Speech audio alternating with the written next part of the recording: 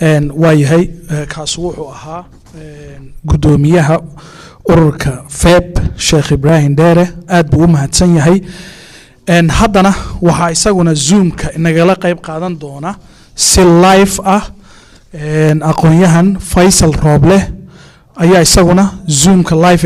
inagala qayb qaadan doona fadlan ku soo dhawow hala soo dhaweeyo Faisal Rooble بسم الله الرحمن الرحيم ولا ليل قدي وين السلامي سلامة الإسلام كأيان يدخل سلامي تي قابستي أنا وتكوشرتان مركا أنت كران كيا دور قضب أيوما ظلمي on مركاسي عن وقت أوبي خامي وحبا كن نقول مايو كن سقال بقول كو يتسقاشكي waxay uga baxeen xoogagii Soomaalida ee shirka macsuumada ku ahaa arrimo xaq ah ayay ahaayeen oo waxay ka biyadiideen sida arrinta loo unuga u ahayd jahawareer loogu sameeyay sid barsigan iyo xaqdaradan maanta aan ka hadlayna saldhigeeda ayaa maalinta la dhigay markay qaadan kari waayeen ay ka baxeen hasaatee ku markii dambe ku soo noqday intii laga bilaabo 1999 ilaa intii oo ayna lafta حبدا laga saarayay magaalooyinka deegaanka iyada ku guuleysatay iyana taariikhdeeda waan haynaa oo waxba ku noqon mayno xataa waxay gaadhay anigu lafteedana aan ka qoray maxamed tube oo kale oo commissionerka wardeer inuu habaan u maleyn mise qabri dahre xafiiska ay ugu yimaadeen qolada Tigreego ay ku dileen waxyaabo badan oo tacaadiya oo ka horeeyay xataa kan 2007 ka 2008 iyo لوكيد كلا ينقو سارين مركي دنبا يا بدن وتعدي بدن وسوماليدا أي كسو هايين EBRDF تكرر كل يوم ما هين EBRDF هي كورس مركا تاوح بيدو كدالين مايو فنتي ماش صرتو أي كقلتنتا أي أما أي كد قرنسنتا شلين أي هاي مانتنا أي كتاي أنت أمي مسوحوي وروحان لدجينيو ee leeyahay dad Soomaaliyeed oo gumaysi lagu qabsaday waqti aan fogeyn oo markii ugu dambeysay dhulkeena la wareegay ay ahayd 54 bal waxa la dhisay iyo meesha unuga looga dhigay in aynu wax ku yeelano goobjoogka aynu ka noqono runtii hebel baa boos la siiyay waan arkay madaxweynaha dawladda deegaanka oo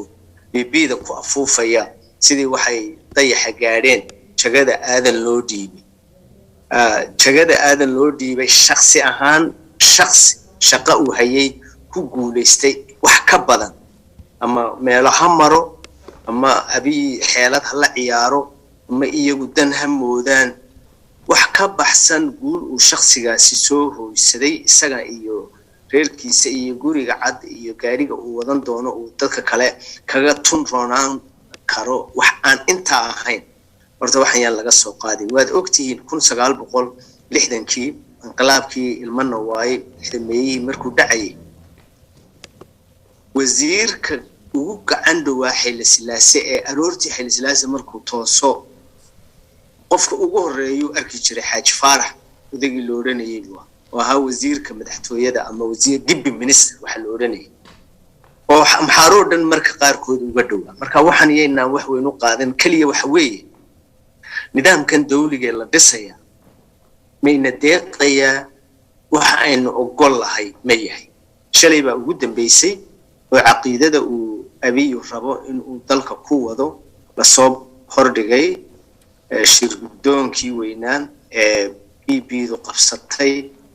ama BB ka tirsano ama dibadda ka joog لكن عقيدة ماشى لو صحيحي لونا أنسحيي وحسومالو عنتمية معه لابد قضب صدح قضب وكلياتهم كسوق هذا يا مانتنا وان تدك اللودة كم وحوي إرجع فدرال ليدا إذا برنامج سياسات كبيبي ده ولا قصار كومبليتلي ولا قصار ميل كلية كذا مقر وحلو بدلي وحلي هذا استحقالك إيو إسأقبلاته إيو ولا لوجه ومدها إثيوبيا وحلو رنيي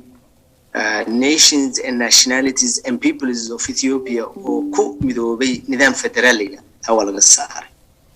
طلبات واحد دبلو هبيي وإنك إسكتاي حتى كو إبراهيم الدوغي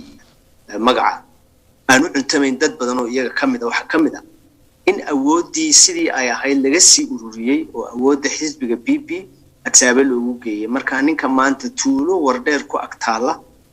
go'aan ka gaari raba isagoo xisbiga ka tirsan waa inaad saaba soo fasaxda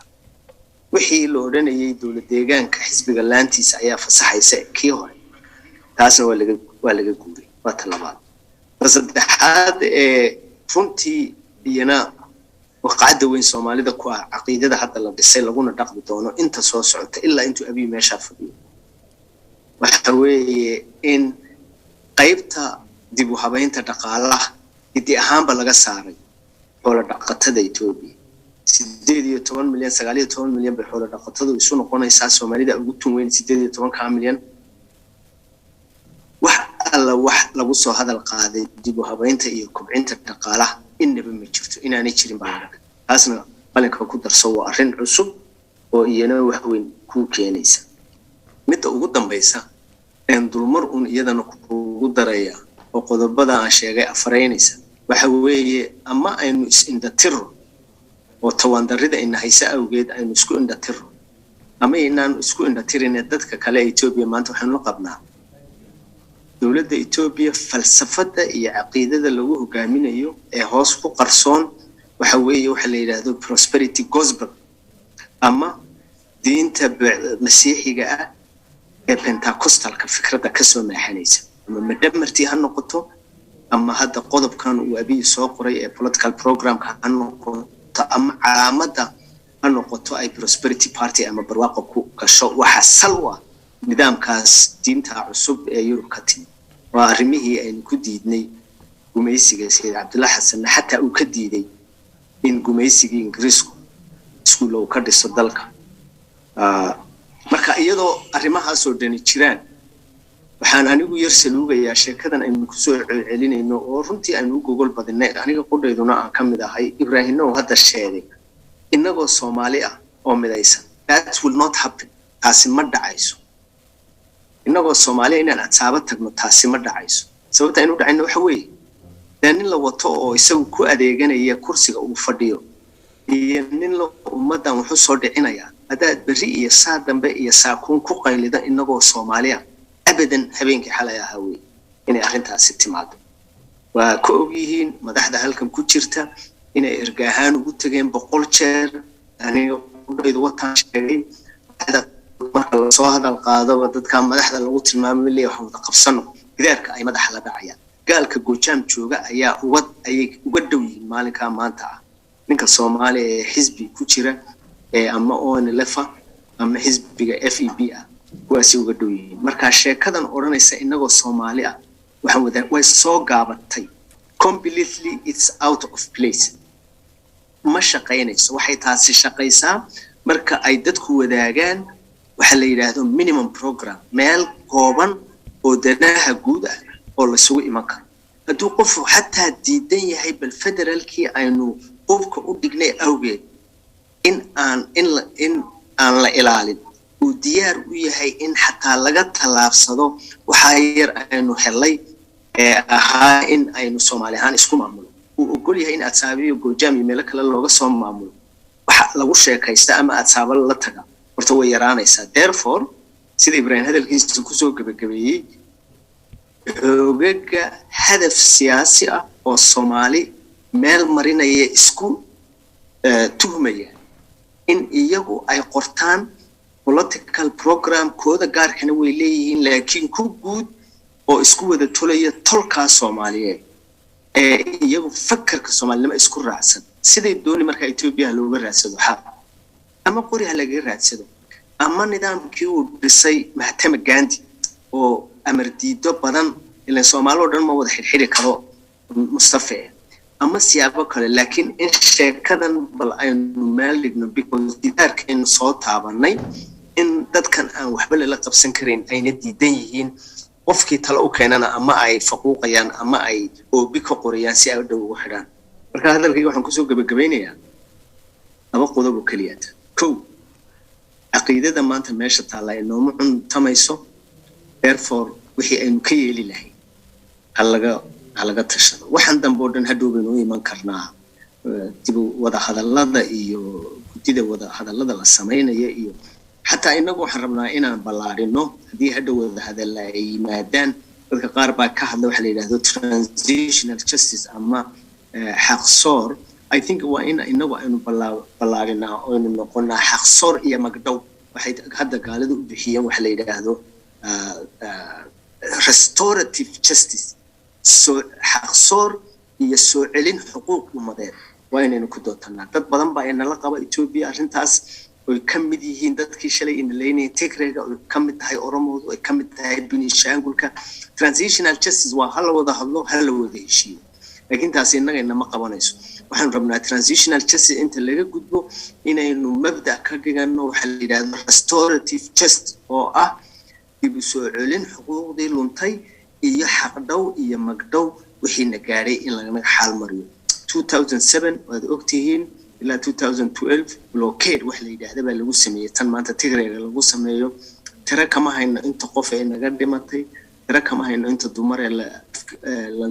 la fusay burburka inagu yimid marka insha Allah waxaan noqon doonaa waxyaabo laga shaqeyn karo oo hadhow loo soo dooyeysan karo laakiin in xisbiyada iyo xoogaga wax ku mid raadinaya inaynu bal marka hore midayno inaynaan isku daalin waxaan anigu u bixiyay adeegu u bixiyay Ibrahim waxa Faransiis u bixiyo evolve waa nin gacanta uu ku sameeyay gumaysigu boqol shahaado iyo boqol yaasiin hadaad ku akhrido in aad bedeli karta ma waa habeenka xalaw ka tii maantana may dhalan waxaan ilaa waqtiga xilli silaasay jireen mingisu xayla Maryam oo Soomaali laynaya bay dad u ahaayeen evolvega waqtigii EPRDF ta dhowrkii 27 sano ayay jireen oo watiin ka soo gursan maantana waa jiraan haddii sheekadu sii socotana abdi baad ka sheekaynaysaana abdi tiisu waxay noqon doontaa saleelo marka inta maskaxda aynu isku geyno sidii aqiido loo midaysan yahay aynu la tagi lahayn adsaaba inagoo ka duwan kuwan evolvega aynu ku sheeg lagu tashado walaalayaal waana mahadsantiin wassalaamu calaykum waraxmatullaahi